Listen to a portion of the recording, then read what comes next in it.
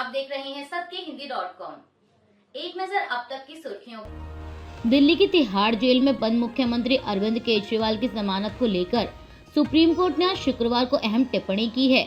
Supreme court का कहना है कि वह आगामी चुनावों के कारण दिल्ली के मुख्यमंत्री अरविंद केजरीवाल की अंतरिम जमानत पर दलीलें सुनने पर विचार कर सकता है।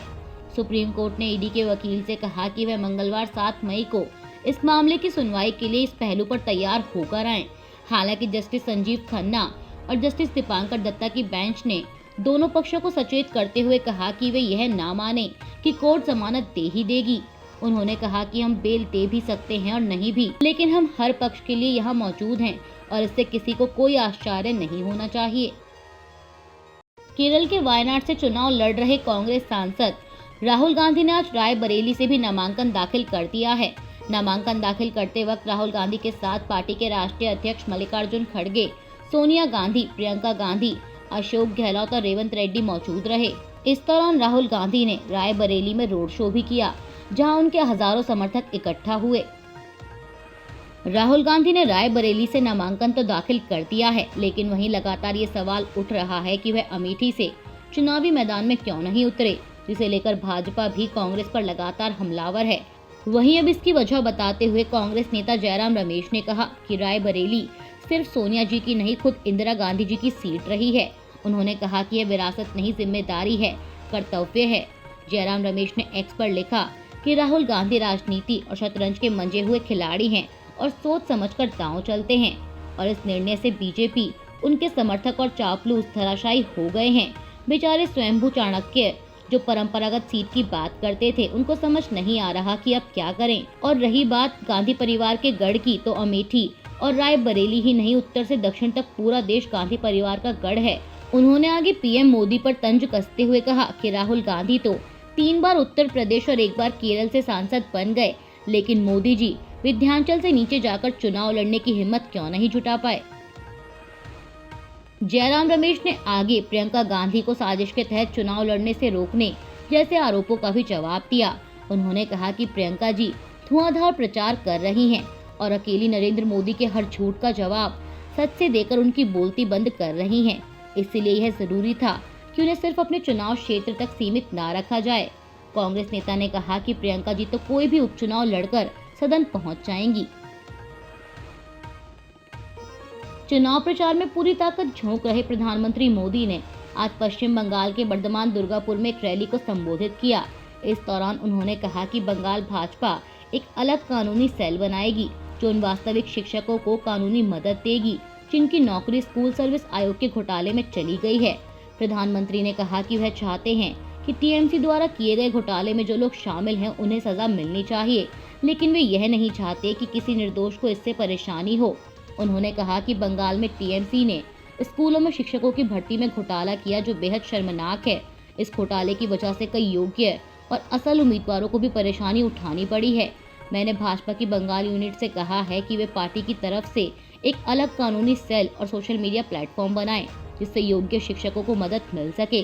प्रधानमंत्री ने आगे कहा कि भाजपा ईमानदार उम्मीदवारों को मदद मुहैया कराएगी और उनकी लड़ाई लड़ेगी, यह मोदी की गारंटी है। केंद्रीय गृह मंत्री अमित शाह ने आज महाराष्ट्र में एक चुनावी सभा को संबोधित करते हुए पूर्व मुख्यमंत्री और शिवसेना यूबीटी प्रमुख उद्धव ठाकरे को चैलेंज दिया है। उन्होंने कहा कि क्या नकली सेना के अध्यक्ष उद्धव ठाकरे वीर सावरकर का नाम अपने भाषण में लेने की हिम्मत कर सकते हैं? अगर सावरकर का नाम लेने में शर्म आती है तो शिवसेना के किस बात के अध्यक्ष हैं आप?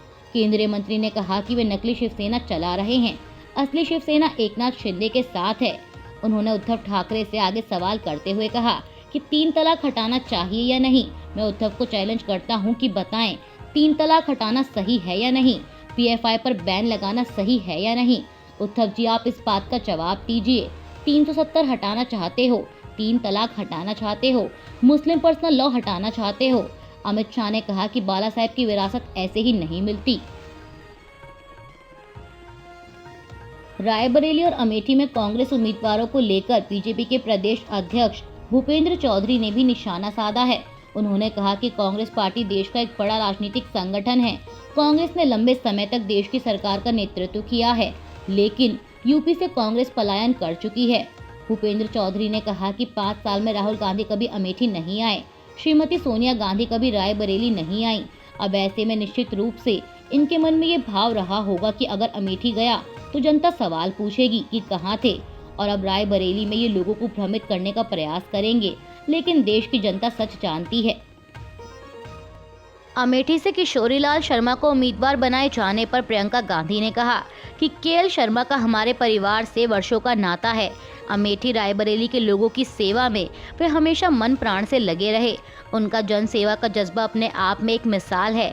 आज खुशी की बात है कि किशोरीलाल जी को कांग्रेस पार्टी ने अमेठी से उम्मीदवार बनाया है। किशोरीलाल जी की निष्ठा और कर्तव्य के प्रति उनका समर्पण अवश्य ही उन्हें इस चुनाव में सफलता दिलाएगा। राहुल गांधी के अमेठी छोड़कर रायबरेली से चुनाव लड़ने पर प्रधानमंत्री मोदी ने निशाना साधा है। हालांकि उन्होंने राहुल गांधी का नाम लिए बिना उन पर तंज कसा। पीएम मोदी ने कहा कि मैं आज इन्हें कहता हूं कि अरे डरो मत और भागो मत।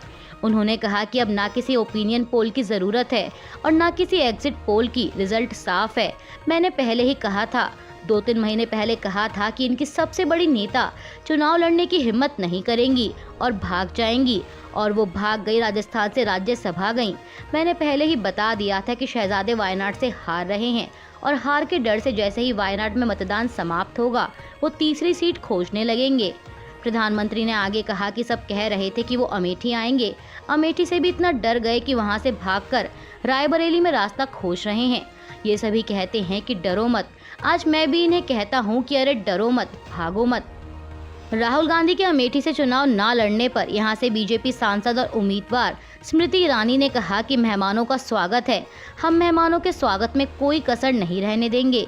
उन्होंने कहा कि अमेठी से गांधी परिवार का नहीं लड़ना ये संकेत है कि कांग्रेस पार्टी चुनाव में एक वोट पड़ने से पहले ही अमेठी से अपनी हार स्वीकार कर चुकी है। केंद्रीय मंत्री ने कहा कि अगर राहुल गांधी को लगता कि यहां जीत की गुंजाइश है तो वो यहां से चुनाव लड़ते। कांग्रेस नेता राहुल गांधी के अमेठी की जगह रायबरेली से चुनाव लड़ने पर बीजेपी के अन्य नेताओं ने भी प्रतिक्रिया दी है। बीजेपी नेता और केंद्रीय मंत्री गिरिराज सिंह ने कांग्रेस पर तंज कसते हुए कहा कि गांधी परिवार जहां से चुनाव हारता है वहां दोबारा नहीं जाता। जैसे राहुल गांधी अमेठी से हार गए तो अमेठी छोड़ गए, इस बार राहुल गांधी रायबरेली से भी हार जाएंगे तो रायबरेली भी छोड़ देंगे। वहीं बीजेपी के राष्ट्रीय सचिव मनजिंदर सिंह सिरसा ने कहा कि राहुल गांधी वायनाड से चुनाव हार रहे हैं, इसलिए वो रायबरेली से चुनाव लड़ने जा रहे हैं। पहले उन्होंने अमेठी से हार मानी और वो सीट छोड़कर भागे, अब वायनाड को छोड़कर भाग रहे हैं। अमेठी सीट जो इनके परिवार की सीट मानी जाती थी, वहां से कोई चुनाव लड़ने को तैयार नहीं है। उत्तर प्रदेश की कैसरगंज सीट से टिकट कटने और बेटे को टिकट दिए जाने को लेकर बृजभूषण सिंह की प्रतिक्रिया सामने आई है। समाचार एजेंसी पीटीआई से बात करते हुए सिंह ने कहा कि हमें नहीं लगता कि कैसरगंज में कोई चुनौती है। कैसरगंज में कभी कोई चुनौती रही ही नहीं। विपक्ष है, विपक्ष चुनाव लड़ेगा, लेकिन यहाँ कोई चुनौती नहीं है। बीजेपी नेता ने कहा कि जनता ने कैसरगंज के लिए रणनीति बनाकर रखी है। देश में जारी लोकसभा चुनाव के बीच राष्ट्रीय लोकदल के राष्ट्रीय प्रवक्ता रोहित जाखड़ ने अपने सभी पदों से इस्तीफा दे दिया है। उन्होंने आरएलडी अध्यक्ष चौधरी जयंत सिंह को अपना इस्तीफा भेजा। कहा जा रहा है कि उन्होंने भाजपा द्वारा यौन उत्पीड़न में आरोपी रहे बृजभूषण सिंह के बेटे करण सिंह को कैसरगंज से टिकट दिए जाने के विरोध में यह इस्तीफा दिया। इस्तीफा देते वक्त रोहित ने बताया कि आरएलडी विभिन्न मुद्दों को लेकर लोगों को न्याय दिलाने के लिए संघर्ष कर रही है। जयंत चौधरी के फैसले के बावजूद भाजपा ने कहीं भी कोई संवेदनशीलता नहीं दिखाई। बेटियों की असीमता से समझौता का राजनीति संभव है और राजनीतिक पद पर रहकर इसका विरोध संभव नहीं, इसलिए सामाजिक स्तर पर इसका विरोध जारी रहेगा। कांग्रेस द्वारा अमेठी लोकसभा सीट से उम्मीदवार बनाए जाने पर किशोरीलाल शर्मा ने खुशी जाहिर की है। उन्होंने कहा कि मैं पार्टी के राष्ट्रीय अध्यक्ष मल्लिकार्जुन खड़गे, सोनिया गांधी, राहुल गांधी और प्रियंका गांधी का आभार जताता हूं कि उन्होंने मुझ जैसे छोटे कार्यकर्ता पर विश्वास जताया। केएल शर्मा ने आगे कहा कि अमेठी की जनता हमारे साथ है और हम जीत हासिल करेंगे। इसके साथ ही उन्होंने बीजेपी के उन आरोपों का भी जवाब दिया जिसमें कहा जा रहा है कि राहुल अमेठी से इसलिए चुनाव नहीं लड़ रहे क्योंकि वो डरे हुए हैं। इस पर केएल शर्मा ने जवाब देते हुए कहा कि राहुल गांधी मैदान से भागने वाले व्यक्ति नहीं हैं, वह पूरे देश के लिए लड़ रहे हैं। कांग्रेस से 6 साल के लिए निष्कासित किए गए आचार्य प्रमोद कृष्णम ने भी रायबरेली से राहुल गांधी की उम्मीदवारी पर निशाना साधा है। उन्होंने कहा कि मैंने पहले ही कहा था कि राहुल गांधी प्रियंका गांधी वाड्रा को चुनाव लड़ने नहीं देंगे। आचार्य ने कांग्रेस पार्टी पर आरोप लगाया कि प्रियंका गांधी के खिलाफ परिवार और पार्टी में बहुत बड़ी साजिश चल रही है। उन्होंने समाचार एजेंसी ANI से बात करते हुए कहा कि कांग्रेस नेता प्रियंका गांधी परिवार और पार्टी में एक साजिश का शिकार हैं। अभी के लिए बस इतना ही। बाकी की खबरों के लिए बने रहिए सबके हिंदी.com के साथ।